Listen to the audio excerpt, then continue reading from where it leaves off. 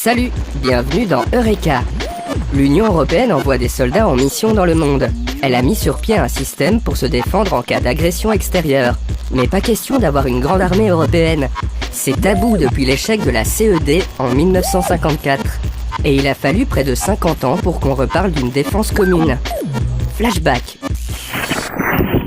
1999, c'est le démarrage de la politique européenne de sécurité et de défense, la PESD.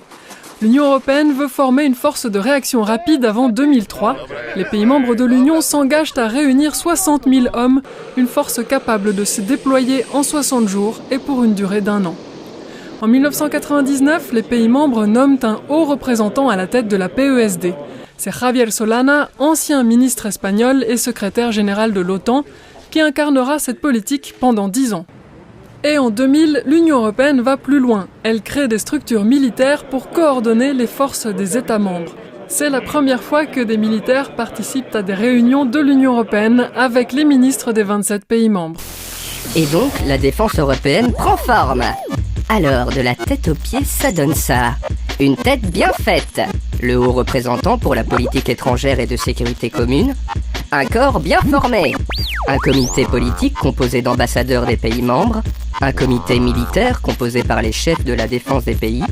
Et un état-major commun composé par les militaires des armées des pays. Tout cela sur des jambes bien campées. Quand on est soldat, faut les avoir bien accrochés.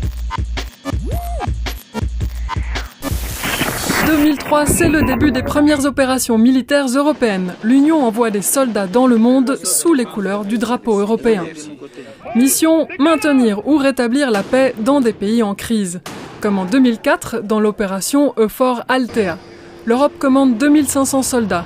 Ils prennent le relais des troupes de l'OTAN en Bosnie-Herzégovine. Leur objectif, faire respecter les accords qui ont mis fin au combat dans la région. Autre type de mission militaire, aider les populations menacées par des conflits ou par des catastrophes naturelles. Comme dans l'opération Eufor Tchad en 2008. 14 États membres y participent. 3500 soldats européens sont chargés de protéger la population en danger, surtout les réfugiés et les personnes déplacées dans des camps. Pas à pas, l'Union européenne prend de l'assurance sur le terrain. Elle mène de plus en plus de missions à l'étranger. Les forces européennes se mobilisent aussi dans le ciel et sur la mer, comme dans l'opération UE NAVFOR, qui lutte contre les pirates au large de la Somalie, avec 17 000 hommes issus d'une dizaine d'États membres.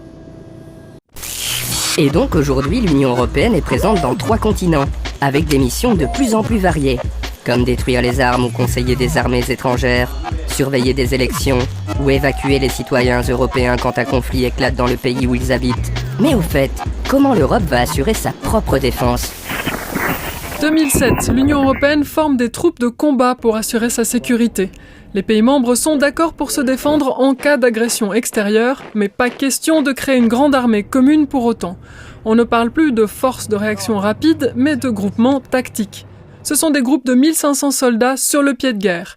Au total, près de 30 000 hommes doivent être prêts à combattre pendant 1 à 4 mois. Ils sont appuyés par les moyens techniques des différentes armées européennes.